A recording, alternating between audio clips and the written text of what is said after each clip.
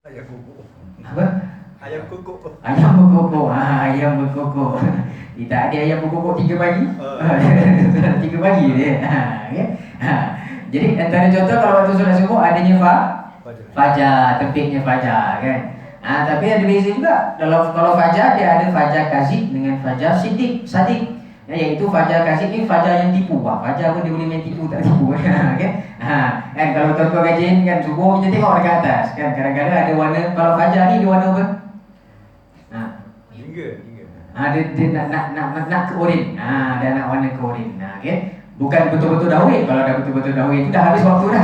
Okey. Itu dah habis dah. Ini dan hitam, oren ke hitam-hitaman.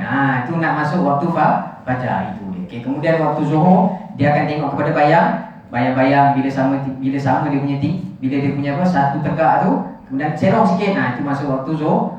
Okey, kemudian waktu asar dia pendek sikit bayang-bayang dia. Okey, kemudian waktu maghrib kita tahu dia apabila matahari dah terbenam. Waktu isyak bila dah memang tak ada matahari langsung, dah tak ada langsung dan sebagainya, sejam selepas waktu maghrib maka masuklah waktu isyak. Tu makruf lah tu. Okey, ini mudah untuk kita faham. Lagi-lagi waktu zaman moden lagi ni. Okey, baik. Tapi kemungkinan boleh berlaku juga tiba-tiba kalau orang tu tersilap tuan-tuan. Dia tersilap azan. Contohnya bila ditakdirkan silap azan, manalah tahu kan. Dia nak tengok jam pukul 7 masuk waktu pukul 7.30 kan. Rupanya jam waktu tu baru 6.30. Dia dah terazan. Lepas tu pula ditakdir pula ada pula orang ikut juga kan. Dia yakin betul dengan Bilal kita kan. Takkanlah Bilal nak menipu dia cakap kan. Itu dia azan, dia solat maghrib. Jadi macam mana tu tuan-tuan? Dia solat maghrib sebelum masuk waktu maghrib. Jadi bila dah masuk waktu maghrib baru dia tahu rupanya tadi dah tersilap. Adakah dia sudah kira solat maghrib dia dah selesai? Saya ingat kena ulang. Ingat kena ulang? Belum selesai. Betul lah tu. Kena ulang balik solat dia. Okay? Dia kena ulang balik solat dia. Kena solat. Habis tu solat yang tadi tu kira solat apa? Sunat je lah. Solat sunat kan. Okay? Ulama bahaskan sebenarnya tuan-tuan. Solat yang tadi tu kan dia dah tersolat tu. Solat tu kalaulah sebelum ni ada solat-solat wajib yang dia tertinggal, itu ibarat dia qada'kan balik solat dia. Dan kalau solat wajib tak ada yang dia tertinggal, maka itu dianggap sebagai solat sunat. Itu ulama bahaskan. Itu kalau sebelum. Kalau selepas, dah maghrib dah habis dah selesai maghrib dah, baru dia solat. Diingat belum masuk waktu maghrib, kan gelap contohnya. Maka kena ulang solat banyak kali tak?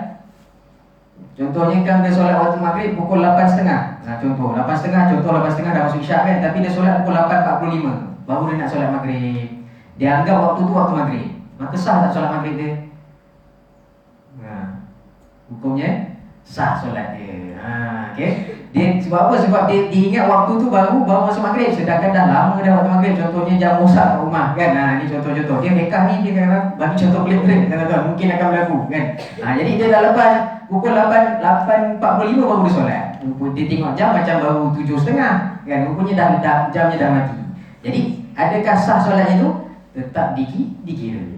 Maksudnya dia tak perlu nak ulang-ulang lagi lah. Ini memang dikira sebagai solat maghrib. Okay, dia tidak berdosa sebab dia ingatkan waktu belum masuk. Itu kaitan dengan waktu. Okay, kemudian yang nombor 4, iaitu syarat sah solat yang keempat, iaitu menutup aurat. Kita maklum tuan-tuan, kita orang lelaki contohnya aurat kita mana dengan mana? Antara mana ke mana? Antara pusat bawah lutut. Daripada pusat hinggalah ke lutut. Untuk orang perempuan pula Muka je seluruh tubuh badan kecuali muka dan juga tapak tangan. Itu okey. Iaitu makruf juga. Mungkin menutup aurat. Tapi kita ni tuan-tuan, kita kena tahu juga kita ni tutup aurat tuan-tuan. Kita katakan kita antara pusat hingga ke lutut. Adakah pusat ke lutut tu yang bahagian depan ni tuan-tuan dia punya aurat? Contohnya belakang kan. Kalau bahagian belakang kita kan bahagian pinggang kita atas sikit daripada pinggul kita kan. Pinggang tu adakah dimasuk sebagai aurat juga ataupun tidak? Dia sampai atas jangan nampak lurah lah. Nampak lurah kan. Lurah punggung. Ada lurah kan. Macam mana tu? Jadi belakang tu dikira sebagai aurat ke tidak? Aurat. Ni kadang-kadang orang apa? Pandang ringan tuan-tuan. Sebab yang pakai seluar tu dia nampak lurah. Ya. Pasal tak kadang-kadang kita pasal kan. Kalau kita pergi kan, Contoh mana-mana lah solat ataupun dekat arena ke. Kan contoh kita solat, bila orang solat kita nampak bila dia rokok contohnya tiba-tiba nampak belakang dia tuan-tuan. Kan? Kan sekarang kan fashion zaman sekarang kan suka pakai baju adik, baju adik. Okay. Dia size M tapi suka orang zaman sekarang suka pakai apa fit kan. Suka pakai ketat-ketat seboleh-boleh nak tunjuk dia punya badan dia tu kan.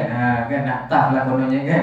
Jadi dia bila solat tu antara contohnya waktu sujud tu terutamanya nampak. Waktu sujud tiba-tiba nampak terjongkit dia punya baju dia. Jadi nampak kat belakang dia. Nampaklah kalau putih tak apa ini kan gelap macam semacam kan. Jadi tuan-tuan tu kira buka aurat tak kalau macam tu?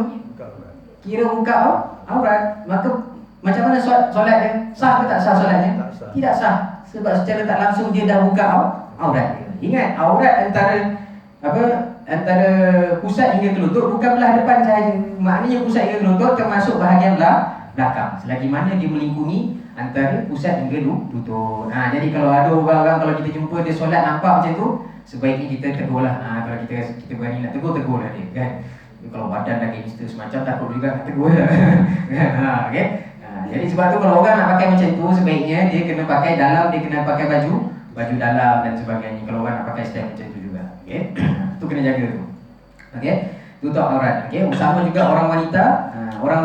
Iaitu orang wanita dia tutup kecuali antara muka dan juga tapak tangan. Kalau orang Malaysia ni tuan-tuan, kalau orang perempuan kita biasa orang perempuan akan pakai telekung. Ya tak? Telekung tu wajib tak tuan-tuan untuk pakai dalam solat? Tak wajib. Tak wajib. Betul lah kan? Telekung tak wajib. Maknanya kalau orang perempuan tiba-tiba ditakdirkan kalau kita pergi musafir mana-mana kan, tiba-tiba orang rumah kita ke anak perempuan kita tertinggal telekung. Wajib juga tak ada solat? Wajib. Walaupun dia tak pakai telekung, dia tetap juga kena pergi solat. Jangan bagi alasan, alamak ayah telekung tertinggal lah, telekung kotor lah, terus tak nak solat. Tak boleh. Dia tetap juga kena solat. Selagi mana dia tutup aurat, iaitu semua kecuali muka dan tapak tangan. Jadi kalau anak kita dah pakai tudung, dah pakai baju lengan panjang, pakai jubah lagi bagus, maka dah boleh terus solat, tak jadi masalah. Kita tuan, tu kena juga. Kerana orang Melayu kita kalau boleh solat mesti nak ada telekung juga. Kan? Kalau pergi dekat RNR contohnya tak ada telekung, dia bagi alasan, telekung tak ada. Nantilah solat, nanti sudahnya kiamat tak solat kan. Sampai ke sudah tak solat. Tu tak boleh. Jadi kalau dalam solat juga contohnya ada juga situasi contohnya kalau kita tiba-tiba terbuka aurat dalam solat kita tuan-tuan. Macam mana kita nak buat? Contoh senang kalau contoh kita solat lah orang lelaki pakai kain contohnya. Tiba-tiba kipas angin. Ni kipas ini pakai macam ni kan. Kan ada masjid suruh kan pakai kipas yang bola yang besar tu kan, yang berdiri tu kan. Sekali buka boom kan. Ditakdirkan kipas duduk belakang kita. Tiba-tiba lah ditakdirkan orang buka pula. Terangkat kita punya kain tuan-tuan. Jangan bayar. Okey, kita cerita je. Terangkat kain kita tuan-tuan. Ternampak sampai nampak kita punya bahagian atas pun. Apa kita kena buat tuan-tuan? Cepat-cepat tutup. Cepat-cepat tutup, betul. Cepat-cepat tutup. Jangan dilayankan. Angin masuk sedap aja. Jangan dilayankan, tak boleh. Okey? Apabila tersedar saja terbuka, terus kena cepat-cepat tutup. Okey, cepat-cepat tutup. Maknanya kalau kita tutup pun masih juga yang tu, kita kena buat sesuatu. Contohnya terpaksalah kena alihkan, kita beralih daripada tempat solat tu. Selagi mana contoh angin tu ada juga, kita kena buat supaya jangan terbuka aurat. Okey. Itu contoh kipas angin ataupun contoh lain kalau kita solat dekat kawasan yang lapang ke contohnya tiba-tiba angin ribut pun tetap juga kalau terbuka saja aurat terus kena tutup. Okey. Itu cerita pasal aurat. Sama juga aurat tuan-tuan dalam solat, aurat macam mana luas solat, itu jugalah aurat di dalam solat. Ini cerita pasal aurat ni kalau mendalam lagi sampai tahap tuan-tuan, boleh tak kita ni orang lelaki boleh tak kalau kita solat ada satu masa kita boleh solat dalam keadaan kita tutup kita punya kemaluan saja, kubul dan dubur saja. Boleh tak sampai tak macam tu? Sedangkan mandi pun tak boleh tak, dengan solat kan. Saya lah. Boleh tak? Tak boleh tak? Solat tak boleh. Boleh ke tak boleh tuan-tuan? Ada jawapan lain? Tak tahulah kalau darurat tu saya tak. Darurat.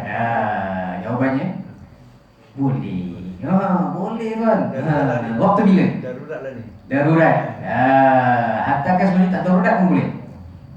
Tapi memang cek pasal tu okay? Tak ada kerja lah tu. Okay? Waktu bila? Waktu kalau kita solat sorang-sorang. Okay? Waktu kita solat sorang-sorang boleh. Sebab kita tak ada aurat dengan siapa-siapa. Okay? Dengan malaikat kita tak ada aurat dengan malaikat. Dengan syaitan pun tak ada aurat kan. Dia pandang kita pun tak nampak dia. Okay? Tak jadi masalah. Tapi jangan buat dekat masjid. Okay? Kalau buat solat sorang-sorang. Itu sahaja yang dibenarkan. Okay? Tapi jangan buat hal tuan-tuan. Sudah, kembali kamu pergi buat lah. Jangan buat hal tuan-tuan. Untuk kalau tutup pintu, tiba-tiba kalau anak kita buka pintu sudah tuan-tuan. Jadi cerita satu keturunan, dua keturunan. Buruk sangat lah Ustaz. Apa? Gantung-gantung. Jangan. Buruk, okey. Okey. Itu cerita pasal tutup orang tu. Okey. Kadang-kadang ialah kita dalam solat tu macam kita katakan tadi tuan-tuan, kita dalam belajar fiqh, dia belajar bab sah. Tapi ingat dalam solat pun ada adab kita dengan Allah Taala. Betul lah kalau kita solat seorang-seorang, contoh orang lelaki dia nak pakai seluar pendek je. Tak apa mahalah sangat dia nak pakai seluar pendek je. Dia tak nak pakai baju. Sah solat dia. Tapi adab kita dengan Allah Taala, ada adab tak tuan-tuan? Tak ada lah adab kita kan, sedangkan kita memang ada baju. Lainlah kalau memang darurat tak jadi masalah. Tapi adab kita dengan Allah Taala. Kan? Okey. Sebab saya pun ada tegur contohnya kalau kita duduk asrama dulu kan, duduk asrama, budak-budak asrama kan. Dia tahu hukum fiqh sah solat kalau tutup antara semua kan, lelaki kan. Jadi dia pakai singlet aja solat. Wah, dia pakai singlet. Malas juga pasal kan, balik sekolah buka baju pakai singlet je. Kemudian pakai seluar pun pakai seluar yang 3 suku. Berjumpa dengan Allah Taala. Sah tak solat dia? Sah. Tapi kita ni nak jumpa dengan Allah Taala, bukan kita nak jumpa dengan kawan-kawan mainan kita nak pergi main bola. Pakai singlet, pakai 3 suku. Tak digalakkan. Okey, tak adab kita dengan Allah Taala. Okey, selesai nombor 4. Kemudian yang kelima, menghadap kiblat, iaitu ke Kaabah. Okey, ini kita maklum tuan-tuan, menghadap kiblat Kaabah. Tapi Kaabah ni pun sebenarnya kiblat yang kedua dalam agama kita. Kiblat yang pertama dekat mana tuan-tuan? Kiblat yang pertama asal-asalnya waktu asalnya diperintahkan solat, baginda Nabi dan juga para sahabat menghadap ke Baitul Maqdis ataupun ke Masjidil Aqsa. Okey, maklum dalam ayat Quran, okey, Allah telah makbulkan hajat Nabi sallallahu alaihi wasallam daripada minal Masjidil Aqsa ila Kaabah, telah dipindahkan ke Kaabah. Hari ini mudah juga kita, hari ini ada, kalau kita buka telefon dah ada kiblat dan sebagainya. Okey. Tapi kalau ditakdirkan tuan-tuan, kalau kita tak ada kiblat, kita tak buat telefon, kita tak ada sebagainya, macam mana nak ukur kiblat? Macam mana tuan-tuan, apa yang perlu kita buat? Tetap tak kita kena solat? Tetap kita kena solat walaupun kita tak tahu kiblat. Jadi apa kita kena buat? Tengok matahari ya, Ustaz. Itu kita kena tahu dia punya kalau ada matahari lah contohnya. Kalau ada matahari bolehlah kita tengok kan. Okey, matahari tu boleh tengok dia punya mana arah. Kalau orang pergi hiking, kalau orang pergi naik atas bukit tu, dia tahu tengok mana yang pokok ada berkulat dan sebagainya, dia boleh tentukan. Kalau waktu malam macam mana ada tentukan. Ini yang jadi memang tak tahu tuan-tuan. Apa yang dia kena buat? Dia kena ijtihad sendiri. Maksudnya dia kena ikutlah mana yang dia rasa yakin itu adalah kiblat. Kalau ada orang, dia kena tanya orang lah. Kalau orang tu pun tak tahu, maka mana-mana yang dia rasa kiblat, itulah kiblat. Contoh tiba-tiba dia rasa, contoh dia betul tak dia rasa sebelah kanan tu kiblat. Tiba-tiba ada orang datang belakang, ada orang belakang cakap, salah kiblat orang, bukan kanan ke kiri. Apa dia kena buat? Kena berhenti Ustaz ya. Kena berhenti ke dia kena tukar terus ke kiri? Dia kena tukar ke kiri. Jangan berhenti solat. Tak boleh kita sesuka hati kita berhenti solat. Solat ni tak boleh berhenti tanpa apa-apa sebab tuan-tuan. Okay? Jadi kalau dah ke kanan, tiba-tiba ada orang tempatan dekat situ kan. Orang datang masuk surau tu cakap, bang, solat ke kiri kiblat kita. Maka kita kena terus beralih. Jadi yang solat yang tadi tu dikira macam mana? Tak jadi masalah sebab kita dah ijtihad yakin dengan kiblat kita. Okey, kena cepat-cepat tukar. Okey, itu melibatkan berkaitan dengan menghadap kiblat. Okey tuan-tuan, itulah ada 5 syarat-syarat sah untuk solat. Okey. Suci hadas, suci tempat solat, suci daripada najis pakaian tubuh, kemudian mengetahui waktu solat, menutup aurat dan menghadap kiblat. Macam kita katakan tuan-tuan, syarat sah ni maksudnya kalau cukup dah 5 ni, maka kita boleh kata bahawa solat kita sudah sah. Dan ada satu lagi iaitu rukun. Cukup syarat sah, kemudian cukup rukun dan cukup syarat wajib, maka kita boleh katakan solat kita adalah sah. Cuma terima tak terima itu di sisi Allah Taala. Okay, baik, kemudian Syekh sambung, jika kesemua atau salah satu daripada syarat-syarat ini tidak dipenuhi, maka solat menjadi batal. Okey. Syarat sah ni dia kena cukup 5, tak boleh 3 daripada 5, tak boleh. Mesti kena cukup 5. Okey, salah satu tak ada maka terbatallah solat. Baik, kemudian yang kedua, okey, berkaitan dengan sebelum memulakan solat, yang kedua adabnya adalah menghadap sutrah. Sutrah ni dalam bahasa Arab, dalam bahasa Melayu ni adalah penghalang. Apa tu sutrah tuan-tuan? Sutrah adalah sesuatu yang diletakkan di hadapan orang yang sedang solat. Musalli ni orang yang sedang solat, supaya dapat menghalang orang lain daripada melintasi orang yang sedang solat itu. Ia juga bertujuan untuk menjaga pandangan orang yang sedang solat supaya dapat menumpukan perhatiannya kepada solat dalam usaha untuk mendapatkan khusyuk. Antara yang boleh dijadikan sutrah ialah dinding ataupun tembok atau tiang atau orang yang sedang duduk atau solat, atau juga tongkat, meja, rehan, sejadah, ridak. Ridak apa tu kan? Ridak tu yang kalau macam tu untuk kampung pakai kan, tu yang letak dekat bahu tu ridak. Kemudian beg, tasbih, garisan dan lain-lain. Itu contoh yang dikatakan sebagai sutrah. Dalam solat kita sebaiknya kalau kita solat, kita kena ada penghalang dekat depan. Okey, penghalang. Yang sebaiknya yang sebaiknya kalau yang sebaiknya sutrah ini dalam kitab-kitab fiqh sebut sebaiknya sutrah tu biarlah tinggi dia paling kurang satu, kita panggil satu apa ni? Satu hasta. Itu yang paling sebaik ni, satu hasta kan. Contoh botol ni cukup tak satu hasta tuan-tuan? Tak cukup kan? Sebaiknya kita cari benda yang lain yang cukup satu hasta. Tapi kalau tak ada juga satu hasta, tak ada barang yang tinggi, barulah boleh ambil barang-barang yang rendah daripada satu hasta. Apa tujuan sutra macam tadi dalam beberapa kata Ustaz kata, iaitu untuk mengelakkan orang lalu dekat hadapan kita. Okey. Jadi kalau orang nak lalu depan kita, boleh tak nak lalu depan kita? Boleh, tapi dia mesti kena lalu depan daripada sutra kita. Okey, baik, dalil sutra. Apa yang mengatakan dalil bahawa sutra ni perlu? Rasul sallallahu alaihi wasallam bersabda, "Idza shalla ahadukum falyusalli ila sutratin wal yadmu minha," atau kama qala Nabi sallallahu alaihi wasallam. Maksudnya apabila salah seorang di antara kamu solat, hendaklah dia solat dengan menghadap sutra dan dekatkan kepadanya. Okey, kita tengok muka surat sebelah terus, muka surat 12. Inilah kelebihan kitab-kitab moden tuan-tuan. Okey. Masya-Allah Doktor Al-Fadhil Ustaz dia dah tunjukkan terus kita gambar. Senang kita nak faham kan.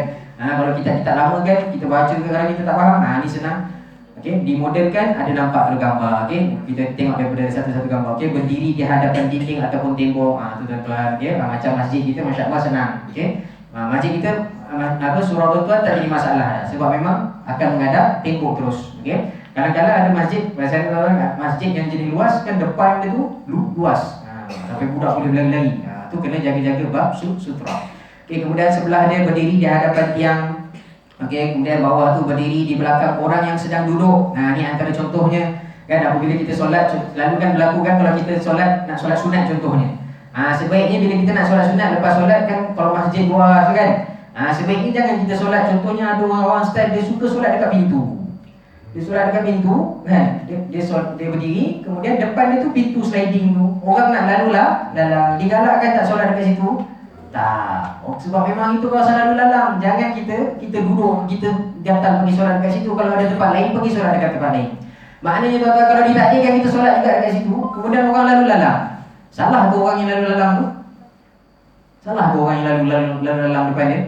Dah tak salah dah, sebab memang itu kawasan lalu lalang. Dia kena cari tempat yang orang tak lalu lalang. Okey. Kalau tak ada pilihan, maka inilah antaranya, duduk dekat belakang, solat dekat belakang orang yang sedang duduk. Kemudian gambar yang keempat tu berdiri di belakang orang yang sedang solat. Kemudian berdiri di hadapan meja, berdiri di hadapan rehal. Rehal tu lebih kurang satu hasta lah tu. Okey. Kemudian berdiri di atas sejadah. Ni yang kadang-kadang orang tak faham. Okey, sejadah. Sejadah ni pun sama tuan-tuan, sejadah yang kita ni, ini pun boleh dianggap sebagai sutra. Okey, boleh dianggap sebagai sutra. Itu saya dah bicarakan juga kan. Contoh kalau macam kita solat ni kan, kalau kita solat macam ni, kan ada ruang depan dekat depan sejadah kita ni. Kalau orang tu, kalau ada orang nak lalu lalang, memang itu je pilihan dia nak lalu, dia tak boleh nak lalu belakang, dia boleh lalu depan kita, tapi kena lebih daripada sejadah. Sebab sejadah pun boleh dianggap sebagai sutra ataupun penghalang walaupun dia tak tinggi. Okay? Sejadah. Kemudian berdiri dekat dengan ridak. Ridak tu maksudnya kain selendang lelaki yang dijadikan sebagai sejadah. Okey, kemudian berdiri di hadapan ridak. Berdiri di hadapan beg. Kalau kita solat dalam masjid, kalau ada beg tu letak beg tu dekat depan, tak jadi masalah. Kemudian berdiri di hadapan tasbih. Ni sebenarnya Syekh buat ni diikut tingkatan-tingkatan tuan-tuan. Okey. Maksudnya kalau ada pilihan pergi dekat tiang, janganlah kita gata-gata saja-saja nak buat tasbih sebagai ridak, sebagai sutra. Kalau ada tiang, pergilah dekat tiang. Yang ini tasbih ni maksudnya sampai tahap tiang tak ada, sejadah tak ada, semua benda tak ada, beg tak ada. Paling kurang dalam mazhab kita paling kurang sutra tu tasbih pun boleh dijadikan sebagai sutra. Kalau tak ada tasbih lagi, ada pen contohnya, pen pun boleh dijadikan sebagai sutra.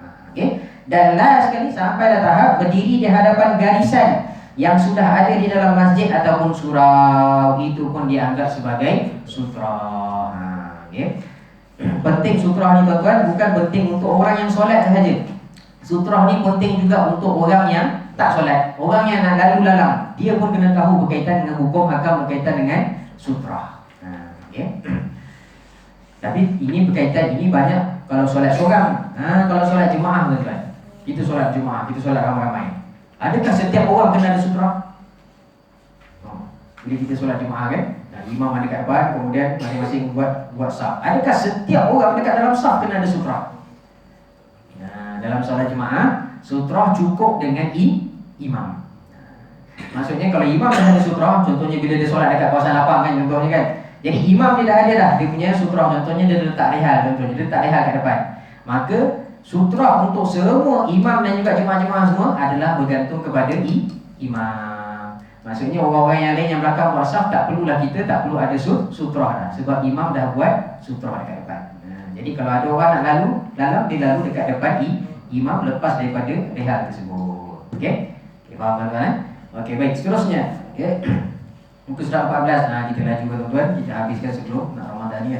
Okey, baik, seterusnya antara cara mendapat khusyuk dalam solat. Ni faedah, ni antara tips-tips. Okey.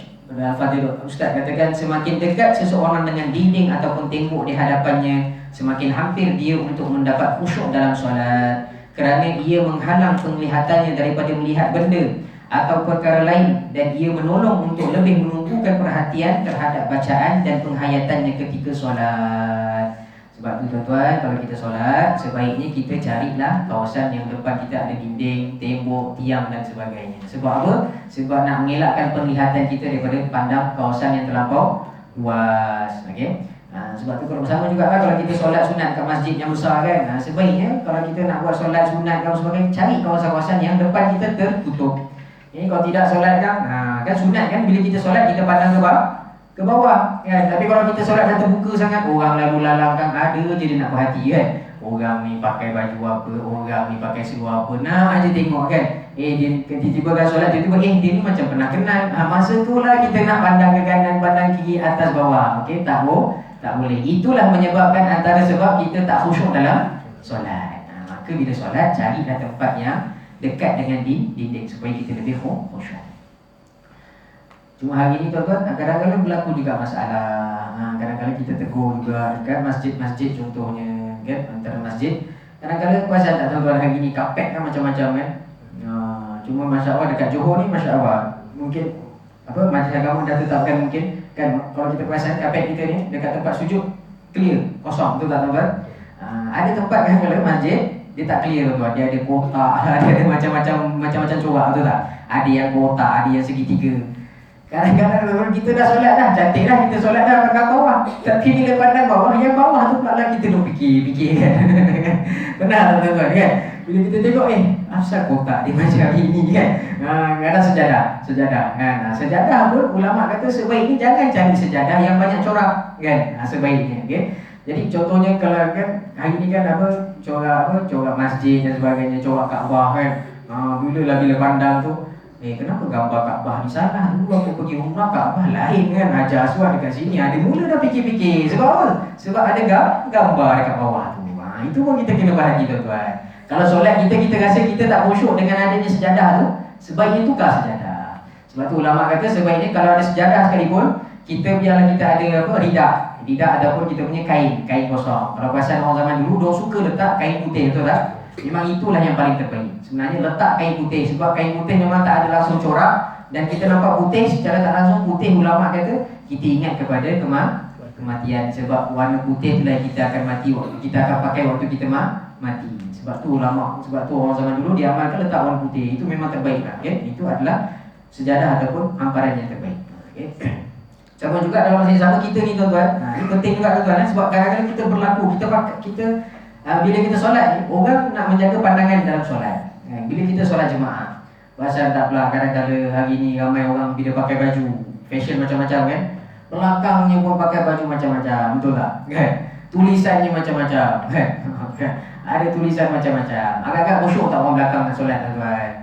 Hilang dia punya khusyuk. Dah tak pasal-pasal jenis pula baju dia buat karangan belakang.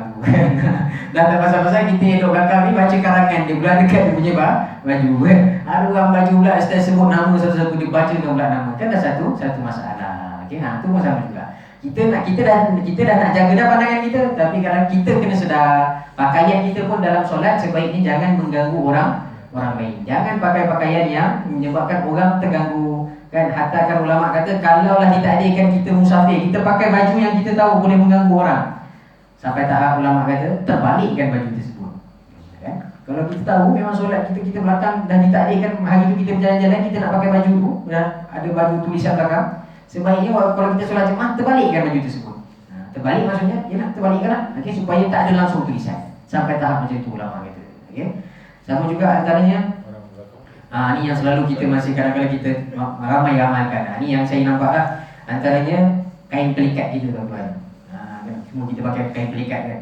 Pasal tak tuan-tuan, kain pelikat kita kat bawah selalunya dia ada dia punya cap, betul tak? Kadang-kadang terganggu tak tuan-tuan bila ada cap? Sebab tu saya pakai capnya atas. Yeah. Sampai sekarang. Betul tuan-tuan. Sebab kita kadang kita terasa, saya pun selalu terganggu tuan-tuan. Saya sendiri jujur kan. Kalau saya solat belakang orang kan, belakang tu ada cap mangga. Kita sampai boleh hafal semua kan. Cap gajah duduk, cap gajah berdiri pun ada hari ni kan. Macam-macam jenis cap. Jadi kita bila solat tu Allah. Sebab masalahnya kain pelikat tu, cap tu dekat belah bawah. Kita solat memang kita akan pandang bawah. Secara tak langsung kita akan ternampak juga orang tu punya cap ni, cap apa dah macam-macam jenis cap. Jadi tuan-tuan kita lah main peranan. Sebaiknya tuan-tuan lepas ni kan, kalau kita pakai kain pelikat kan, sebaiknya memanglah orang yang buat kain pelikat tu tujuan dia buat cap tu memang itulah, dia nak branding dia kan. Dia kalau ikut aturan pakai tu memang itulah, kena apa, pakaian yang ada cap tu letak kat bawah, kat belakang kan, ikut dia punya design dia lah. Tapi kita nak jaga solat tuan-tuan, terbalikkan lah. Okay, terbalikkan ataupun yang ada cap tu kita letak kat bahagian atas supaya kita tak mengganggu orang lain solat. Benda ni masih banyak berlaku lagi lah. Okay, dekat terutamanya kita lah orang Melayu, sebab kita yang banyak pakai kain pelikat kan. Itu kena jaga juga tuan-tuan. Itu antaranya untuk nak menjaga khusyuk dalam solat. Ingat, khusyuk dalam solat bukan kita seorang je nak khusyuk, orang lain pun nak khusyuk. Jadi jangan kita buat benda-benda yang menyebabkan orang lain hilang daripada khusyuk dalam solat. Okay, baik, seterusnya tanbih, perhatian. Larangan melintasi orang yang sedang solat dan cara menghalangnya. Okey tuan-tuan, jika seseorang melihat ada orang sedang solat, janganlah melintasinya, berjalan di hadapannya, kerana Rasul sallallahu alaihi wasallam bersabda, "Lau ya'lamul mar'u baina yaday al-musalli maza 'alaihi, lakana an yaqifa arba'in khairan lahu min an yamurra baina yadayhi." Atau kama qala Nabi sallallahu alaihi wasallam. Maksudnya, sekiranya orang yang melintas di hadapan orang yang sedang solat mengetahui bahawa dosa yang ditanggungnya, nescaya dia memilih untuk berhenti selama 40 tahun. Itu lebih baik untuknya daripada dia melintas di hadapan orang yang sedang solat. Rawahul Bukhari wa Muslim. Hadis ni hadis sahih tuan-tuan. Maknanya Nabi sangat menghalang kita, jangan sesekali kamu lalu depan orang sedang solat. Hukumnya adalah haram kalau dibuat secara sengaja. Hukumnya haram. Sebab apa haram?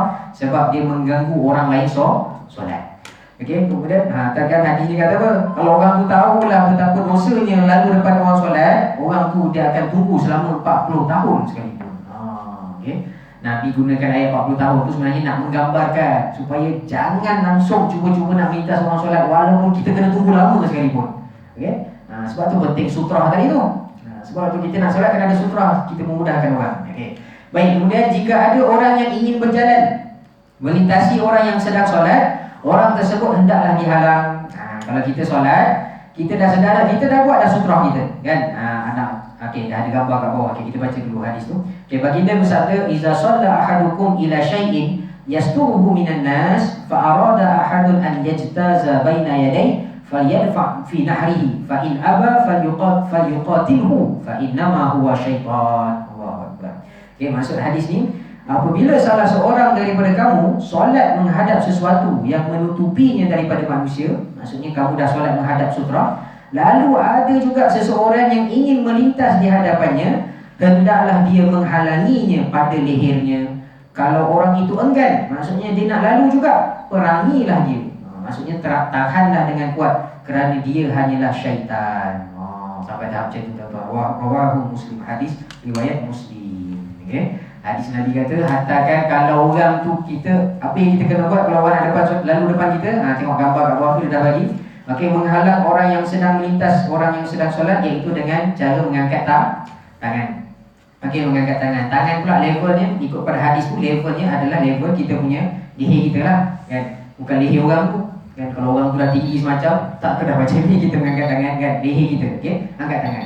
Bila kita angkat tangan tu, itu tandanya orang, kita nak halang orang tu daripada lalu depan kita. Bila kadang-kadang kan kita solat kan orang tak perasan, yang pernah berlaku juga kan, kita solat dia tengok orang tak perasan, dia lalu juga depan kita. Maka kita kena main peranan lah angkat tangan.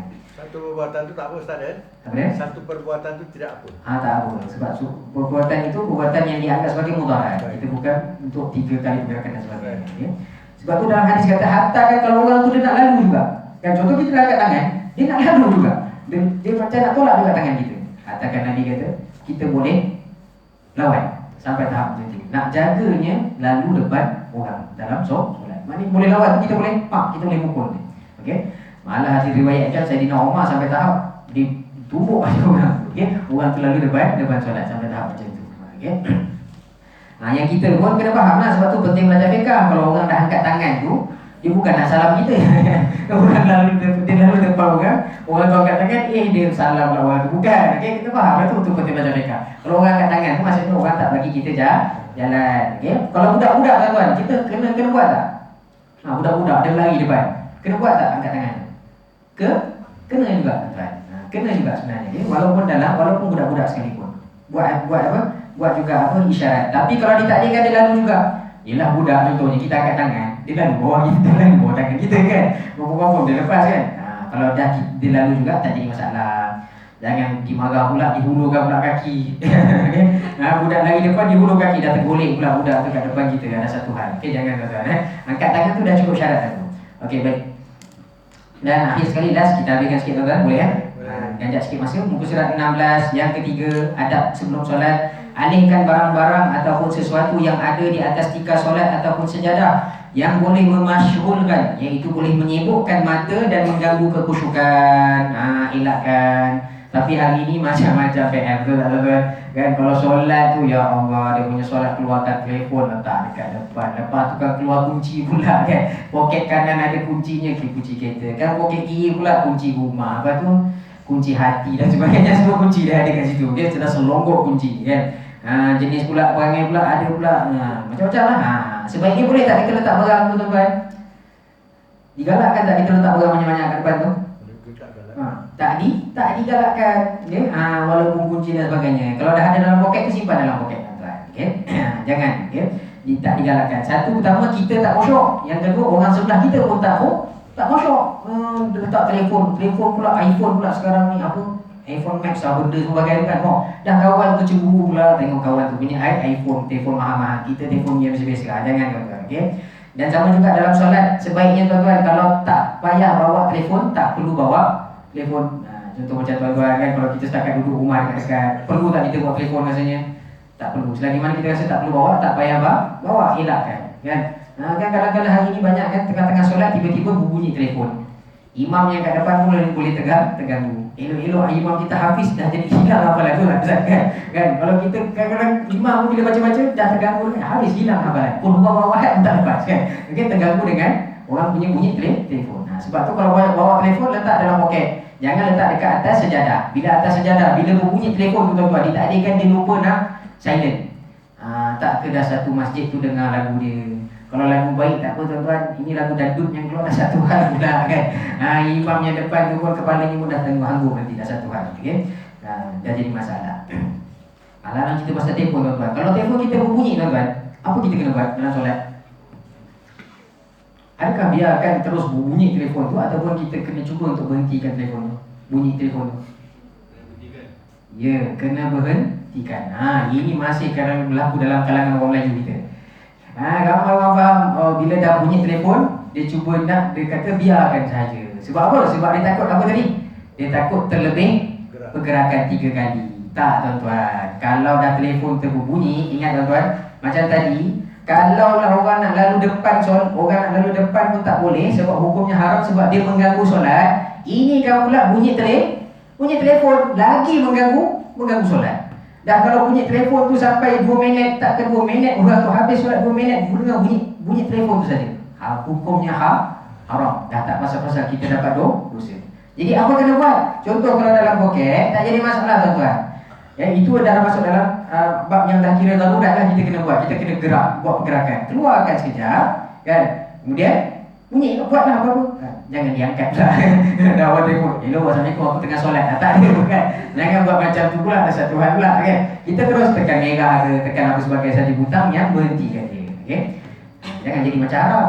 Kalau yang diletak di sejadah macam mana Ustaz? Itulah masalahnya kalau letak dekat sejadah tadi. Sebab tu kita kata jangan telefon kalau dah terbawa tuan-tuan, jangan letak atas sejadah. Kalau ditakdirkan kita lupa nak silent, berbunyi pula. Dah memang tak boleh nak. Boleh ke dia budi sujud sekejap? Dia turun je sujud, mati kan, kemudian naik boleh ke? Tak boleh. Itu memang tak boleh lah. Okay? Sebab tu kalau solat letak dalam poket kalau dah bawa telefon. Okay? Kalau dia tadi kan berbunyi. Bunyi alam pula, lagilah satu hal. Okay? Tapi kalau tuan-tuan, apa saja kalau dekat negara Arab, ada selamba itu tuan. Bunyi telefon dia punya solat. Itu Arab punya PL tuan. Dia perangai dia, solat. Hakikatnya sebenarnya betul lah tu dia. Kalau ikut sahnya tak batal pun solat dia. Sebab dia sebut kataan solat. Dia tak sebut, dia tak macam dia cakap dialog dengan aku tengah solat. Kalau dia cakap aku tengah solat, itu batal. Okay? Kalau dia cakap solat, tak ada masalah. Okay?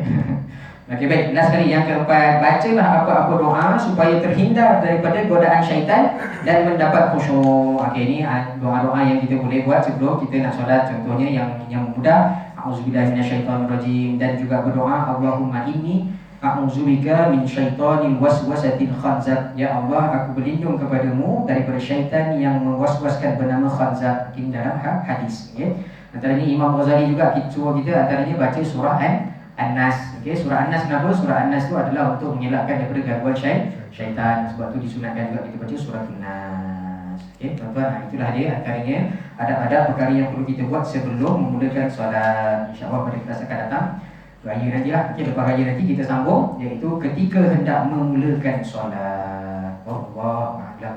Okay, tuan-tuan, apa yang baik datang daripada Allah. Apa yang lemah saya mohon ampun dan maaf, minta maaf, ambil masa sedikit, lebih sedikit. Okey, kita tutup majlis kita dengan tasbih kafarah dan surat Nas. Subhanallahumma wa bihamdika asyhadu an la ilaha illa anta astaghfiruka wa atubu ilaik. Bismillahirrahmanirrahim. Wa asnani sana fi khusbil ladzina amanu wa salatu wa tasbihan wa tamassuh. Sekian tuan-tuan, selamat berpuasa. Insya-Allah berbulan puasa, selamat menyambut bulan Ramadan. Semoga ibadah kita sepanjang bulan Ramadan diterima oleh Allah Subhanahu wa taala dan mendapat pengampunannya. Sekian, assalamualaikum warahmatullahi wabarakatuh.